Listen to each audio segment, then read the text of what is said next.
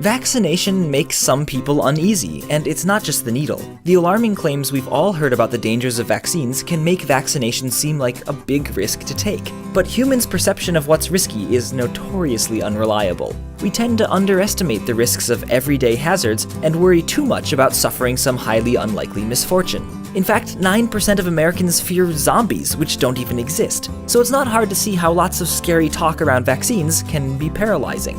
In reality, the risks posed by vaccines are really small. In fact, because vaccines are preventative measures given to healthy people, they're designed to be safer and have fewer side effects than interventions like medication or surgery, which doctors only resort to if someone is already suffering from a medical condition.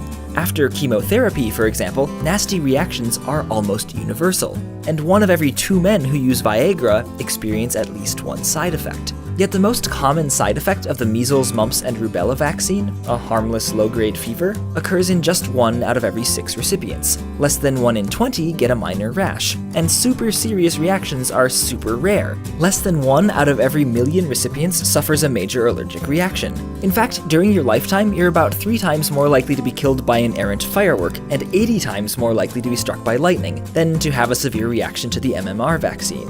So, when the Center for Disease Control, World Health Organization, or your doctor calls a vaccine safe, they aren't saying it'll never trigger any bad reactions, they simply mean that its risks are overwhelmingly outweighed by its benefits. Shots for MMR, meningitis, and chickenpox reduce the risk of getting sick by at least 85%. Plus, vaccinating healthy people prevents nasty germs from spreading to those that are too young or weak to get vaccinated themselves. Overall, vaccines have reduced the number of whooping cough cases in the US by 97.5%, slashed the worldwide incidence of polio by more than 99%, and eradicated smallpox. But this success comes with its own side effects. As fewer and fewer people witness or experience the effects of these nasty diseases, it becomes easier to fixate on the risks of vaccines than to recognize their benefits. However, an encounter with illness can help put things into perspective. After a rash of measles spread through 27 US states in 2014 and early 2015, attitudes shifted nationwide. Over a third of Americans polled said they now viewed vaccines more favorably. And where outbreaks were particularly bad, behavior changed too. In hard-hit Clallam County, Washington, vaccination rates quadrupled. Any increase in vaccination rates is great for those that become protected, either directly or through herd immunity, but it doesn't help people who are already sick. It's better to learn before you get sick about how small the risks of vaccinations are compared to the risks of disease, because these guys are what you should really be worried about.